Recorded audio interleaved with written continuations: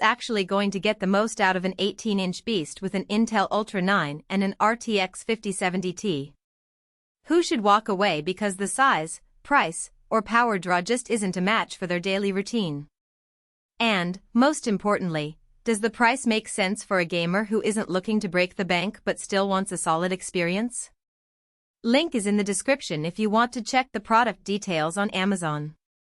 When I first saw the ASUS ROG Strix G18, my first reaction was the same as anyone else scrolling through the ultimate gaming laptop section. Wow, that's a lot of power packed into a single chassis, but it also looks like a desktop that you'd have to haul around. The hesitation most buyers feel isn't about the raw specs, it's about the hidden trade-offs that only become clear after a few weeks of real use.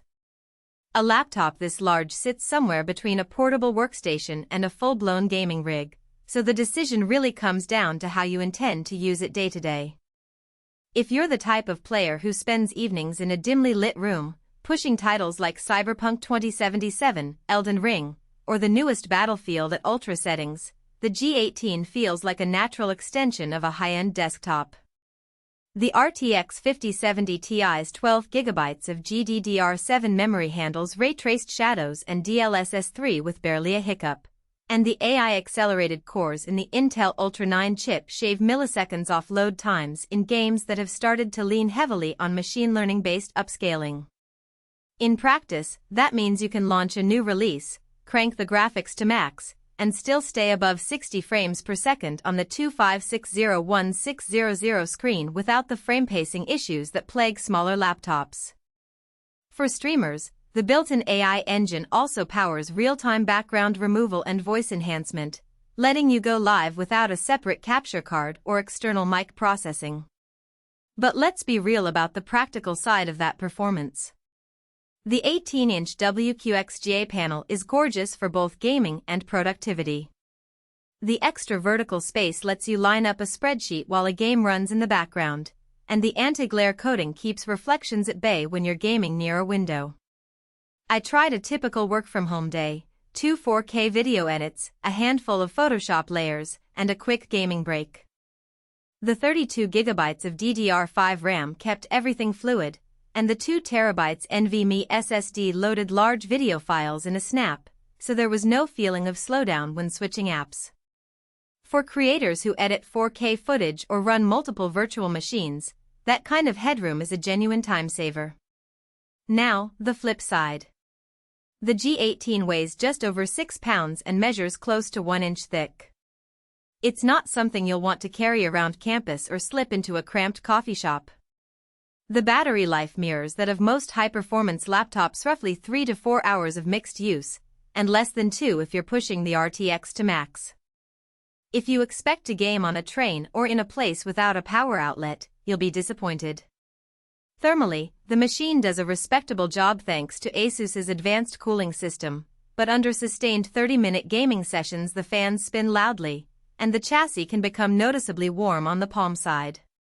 That's not a deal-breaker for many, but it's a factor if you're sensitive to fan noise or plan to use the laptop on a lap for long stretches. So, who should walk away? If your gaming habits are limited to casual titles, indie games, or you primarily game on a console, you'll likely find a far slimmer, cheaper laptop that meets those needs.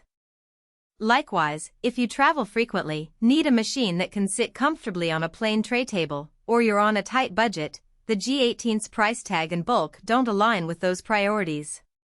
It's also worth noting that the upgrade path is fairly locked. While you can add external storage via USB-C, the RAM and internal SSD are soldered, which means you're stuck with the 32GB per 2TB configuration you buy out of the box.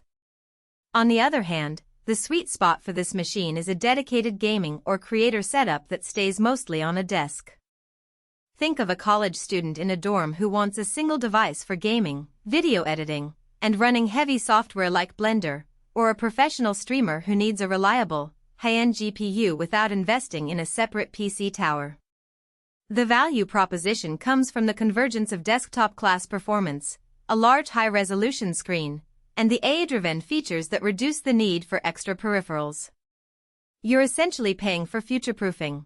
The RTX 5070 Ti will handle the next generation of ray-traced games, and the Ultra 9 processor gives you headroom for tasks that will become more demanding over the next few years. One practical scenario that illustrates the G18's niche is a Gammy-and-It workflow. I recorded a gameplay session of a newly released RPG, then switched to Adobe Premiere to cut a quick highlight reel, all while the laptop stayed responsive. The SSD's write speeds kept the footage from stalling, and the GPU accelerated both the game rendering and the video encoding.